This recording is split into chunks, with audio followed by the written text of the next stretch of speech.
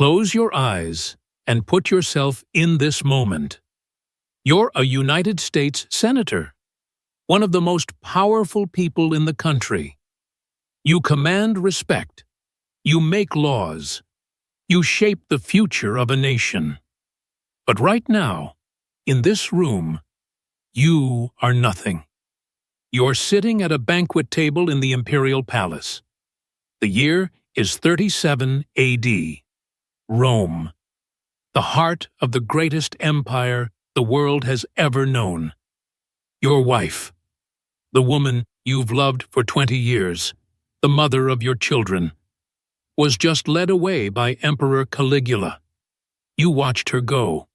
You couldn't move, couldn't speak, couldn't do anything but sit there like a statue, while the most powerful man on earth took your wife by the hand and walked her through those doors. Around you, 50 other senators sit frozen, their wine cups trembling in their hands. Some are praying she'll return. You're praying she won't say anything that gets you both killed. The conversations around you are forced, brittle. Someone makes a joke, and it dies in the air like a bird hitting glass. You can hear your own heartbeat, can feel every eye in the room pretending not to watch you. Everyone knows what's happening. Everyone knows where she is, what he's doing. Your colleague to your left, Senator Marcus, his wife went through those doors 3 months ago. He hasn't been the same since. His hands shake when he pours wine. He doesn't sleep. You've seen him in the Senate, staring at nothing, like something inside him died. Now you understand why. 20 minutes pass. Each one feels like 20 years. The door opens. Caligula walks out first, smiling, relaxed, like he's just finished a pleasant conversation. Your wife follows. She won't look at you. Her arms are wrapped around herself. Her eyes are fixed on the floor. Your heart is screaming. Your mind is racing. Is she hurt? Is she okay? What did he do? But you can't ask, can't move, can't do anything but sit there. Caligula doesn't bring her back to your side. He sits down, right next to you, so close you can smell his perfume. He pours himself wine, takes a slow sip, savoring it. The entire banquet hall has gone silent. 50 senators, their wives, the Praetorian Guards standing at attention along the walls, everyone watching. And then Caligula begins to speak. He describes, in graphic, clinical detail, exactly what just happened in that room. Your wife's body, her responses, her sounds. He compares her to Senator Marcus's wife, rates them, makes jokes. The man to your right chokes on his wine, tries to cover it with a cough.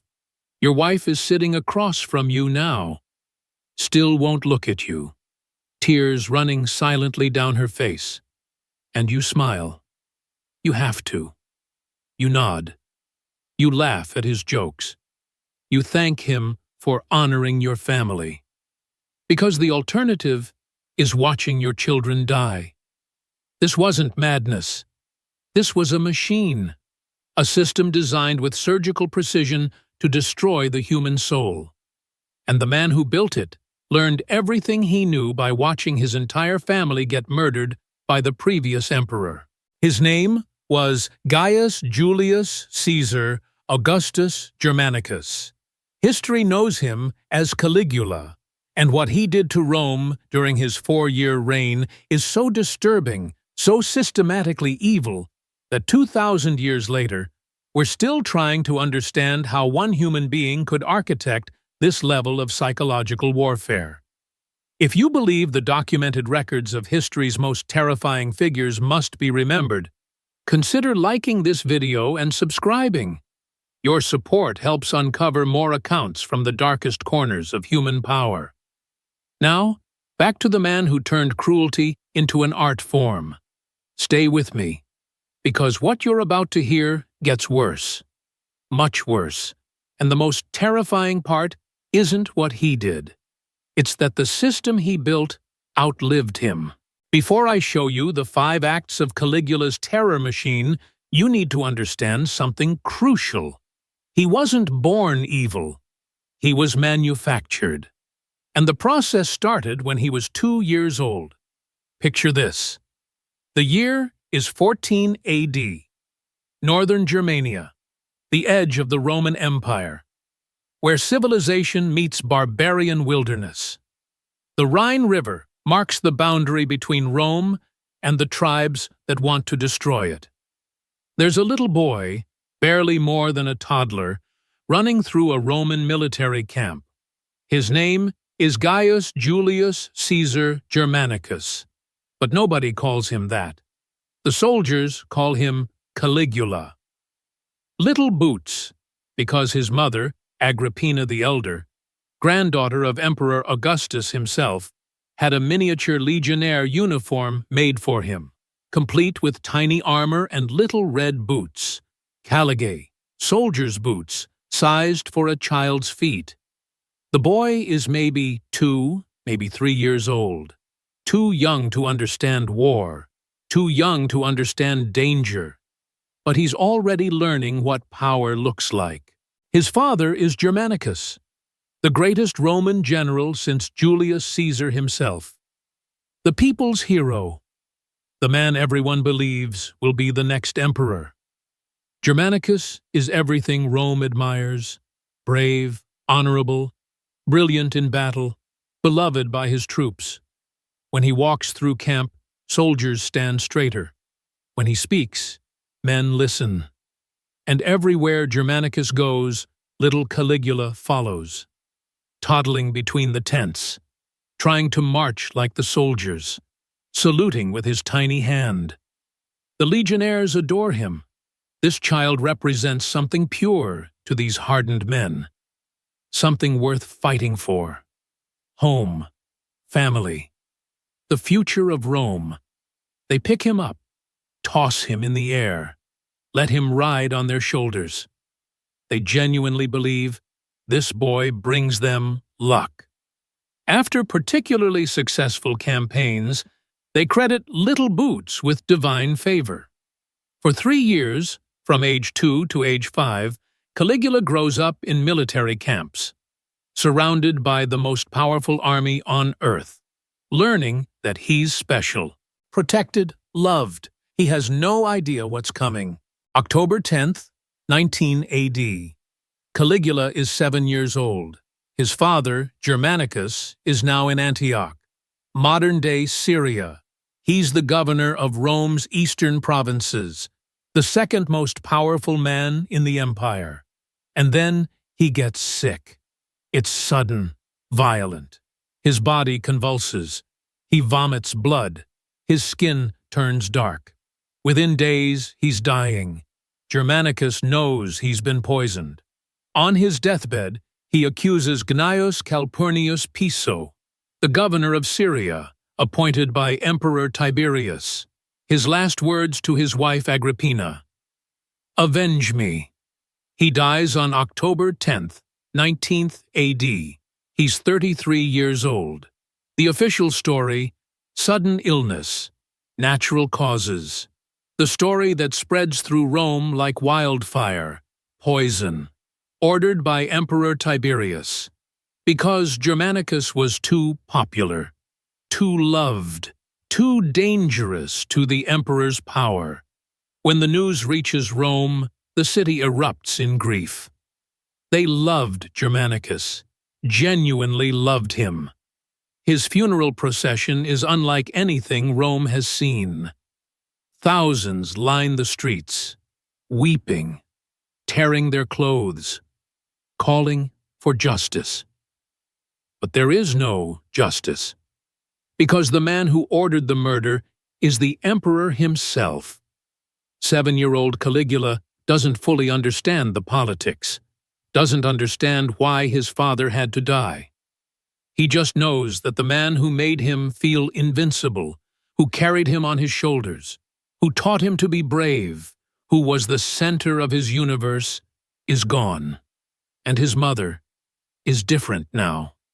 Agrippina the Elder changes after her husband's death. The grief turns to rage. The rage turns to obsession. She knows Tiberius murdered Germanicus. Everyone knows, but nobody will say it out loud, except her. 29 AD. Caligula is 17 years old. For 10 years, his mother has been fighting, demanding investigations, making accusations, refusing to be silent about her husband's murder. She's become a problem, a voice that won't stop, a woman who won't be controlled. Emperor Tiberius has her arrested. The charges: treason, plotting against the emperor, conspiracy.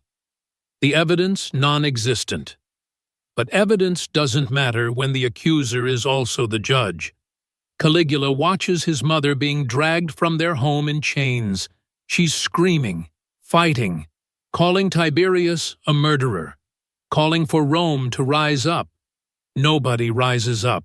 She's exiled to Pandateria, a tiny island, a rock in the middle of the sea. No trial, no defense, just gone. For 3 years, she's kept there. The guards are instructed to make her life miserable. In 33 AD, Agrippina the Elder dies on that island. She's 46 years old. The official cause of death: starvation. She refused to eat. The truth: the guards beat her, broke her jaw, made it impossible to eat even if she wanted to. She died slowly, painfully, alone. Caligula is 21 years old when his mother dies, but she's not the first. His oldest brother, Nero Caesar, not the emperor, different Nero, was arrested in 30 AD, accused of treason, thrown in prison. The guards starved him, deliberately, methodically. He became so desperate for food that he tried to eat the stuffing from his mattress, wool and straw, anything to stop the hunger. He died of starvation in 30 AD. The grandson of Caesar Augustus, reduced to eating cloth. His second brother, Drusus Caesar, was arrested in 30 AD, imprisoned in the bowels of the imperial palace, in Rome, in the city he was supposed to inherit. The guards tortured him, not for information, not for confessions, just for entertainment. Ancient sources describe his screams echoing through the palace, day after day, week after week. For 3 years, Drusus endured this. Finally, in 33 AD, the same year his mother died, Drusus snapped. He smashed his own head against the stone walls, over and over, until his skull cracked, until the screaming stopped, until death was a mercy. One by one, Caligula's family is erased. Father, poisoned in 19 AD, dead at 33. Oldest brother, starved to death in 30 AD. Second brother, tortured to suicide in 33 AD. Mother, beaten and starved to death in 33 AD. By the time Caligula is 21 years old, he's the last male survivor of his direct bloodline. Everyone else is dead. Why did he survive when his brothers didn't? Because he learned something they couldn't. His brothers fought. They resisted. They maintained their dignity and pride, even in captivity. Caligula learned to become invisible, harmless, exactly what the predator wants to see. 27 AD. Caligula is 15 years old. His mother is in exile. His brothers are in prison. He's alone. And then comes the summons. Emperor Tiberius, the man who murdered his entire family, sends for him. Come to Capri, live with me. This isn't an invitation. It's a command. A test. Refuse, and you prove you're an enemy. Accept, and you might survive. Caligula accepts. Capri, a beautiful island off the coast of Italy. Crystal blue waters, dramatic cliffs, olive groves and vineyards. Paradise. Tiberius has turned it into his personal fortress. He's 70 years old now, paranoid, bitter, isolated. He's abandoned Rome entirely. Governs the empire from this island, far from the Senate, far from oversight, far from anyone who might object to what he does here. The ancient historians, Suetonius and Tacitus, writing within living memory of these events, describe Capri as a house of horrors. Tiberius has become depraved. He surrounds himself with astrologers, spies, and informants. He trusts no one, suspects everyone. He has people thrown off the cliffs into the sea below, for entertainment, for suspicion, for no reason at all, just to watch them fall, to hear them scream, to see the bodies break on the rocks. He conducts swimming tests, throws suspected traitors into the sea, and watches to see if they drown. If they survive, he has them beaten to death on the beach. This is the environment teenage Caligula walks into. And he knows, with absolute certainty, that Tiberius murdered his father, imprisoned his brothers, exiled, and killed his mother. Everyone knows it, but Caligula can't show it, can't even hint at it. One wrong look, one moment of grief, one flash of anger, one word out of place, and he's dead. So he does something extraordinary. He doesn't just survive Tiberius, he excels under him. He becomes the perfect companion, obedient, entertaining, submissive, harmless. Suetonius writes something chilling about Caligula during this period. Numquam servus melior, nec dominus deterior fuit. There never was a better servant or a worse master. For 10 years, from age 15 to age 25, Caligula lives on Capri with the man who destroyed his family. 10 years. Think about that. 10 years of pretending. 10 years of smiling at the man who murdered your father. 10 years of laughing at jokes made by the man who starved your brother. 10 years of obedience to the man who killed your mother. 10 years of burying everything human inside yourself. And during those 10 years, Caligula watches. He watches how Tiberius breaks people. The techniques, the methods, the psychology. He watches how fear works, how isolation works, how humiliation destroys the human spirit more effectively than violence. He watches how power operates when it has no limits, no checks, no balances. He takes mental notes, stores everything away. The other residents of Capri, the advisors, the courtiers, the hangers-on, they think Caligula is simple, harmless, maybe a bit dim. He stutters sometimes, seems nervous, eager to please. They have no idea they're watching a predator study its prey. They have no idea he's learning, adapting, perfecting every technique of psychological warfare he witnesses. Macro, the Praetorian prefect, and one of Tiberius's closest advisors, later said, "I thought the boy was broken, traumatized into submission. I didn't realize he was taking notes." March 16th, 37 AD. Emperor Tiberius dies. He's 77 years old. The official story: natural causes. His heart finally gave out. The other story: whispered but never proven. Caligula smothered him with a pillow. Some sources say Tiberius was already dying when Caligula took off his signet ring, the symbol of imperial power, assuming he was dead. Then Tiberius woke up, reached for the ring, and Caligula, panicking, grabbed a pillow and finished the job. We'll never know which version is true. What matters is this: the 25-year-old hostage is now the most powerful person on earth. Rome explodes in celebration. The tyrant is dead. The monster is gone. And they're getting the son of beloved Germanicus, the little boy in red boots who brought the soldiers luck, the grandson of Marcus Agrippa and great-grandson of Caesar Augustus himself.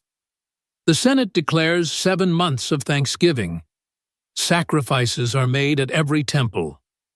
The people flood the streets, dancing, singing, weeping with joy. Finally, after paranoid, cruel Tiberius, they have a good emperor. They have no idea. They've just crowned a man who spent 10 years learning how to destroy human beings from Rome's greatest monster. And for 7 months, everything seems perfect. Caligula is generous. He recalls exiles, people Tiberius banished. He distributes money to the people. He puts on magnificent games. He honors his father's memory. He seems kind, reasonable, sane. The Senate breathes a collective sigh of relief. Thank the gods, they say. We have a good emperor again. Then, October 37th. AD happens. Caligula gets sick, some kind of fever. Brain fever, the sources say. He's delirious for days, burning up, hallucinating. The entire empire holds its breath, praying he'll survive. They've just gotten rid of one monster. They can't lose their savior now. People make vows to the gods. If Caligula lives, I'll sacrifice my own life. He lives, but the person who wakes up is not the same person who fell ill. What happened during those fevered days in October 37 AD? We'll never know. Maybe something inside him finally broke. Maybe the mask he'd worn for 10 years finally cracked. Maybe all the accumulated trauma of watching his family murdered finally erupted. Or maybe, and this is the truly terrifying possibility, maybe nothing changed at all. Maybe this was always who he was, and the fever just gave him permission to stop pretending. When Caligula recovers, Rome notices small changes at first. He's less patient, more irritable. He makes jokes that aren't quite jokes. He watches people differently, like he's studying them. But nobody's worried. He's been through a serious illness. Of course, he's different. Then, June 10th, 38 AD. His beloved sister Drusilla dies. She's 24 years old. Sudden illness, fever, dead within days, and something in Caligula shatters completely. The machine is about to activate. What I'm about to describe isn't random violence. It's not the actions of a madman who lost control. This is a system, a machine, built with precision, operated with purpose. Caligula constructs 5 distinct acts of psychological warfare, each one designed to destroy a different part of the human spirit, each one more devastating than the last. And the truly terrifying part? How methodical it was. How carefully engineered. Modern psychologists who study his reign describe it as systematic psychological torture at a state level. Let me show you the blueprint. The story is far from over, and the excitement is just heating up. Don't miss a single thrilling moment. Subscribe to our channel and hit the notification bell to catch the next installment and all the dramatic twists and turns. If you enjoyed this, please give us a thumbs up. Share this video with friends and family so they don't miss out on the action. Thanks for watching.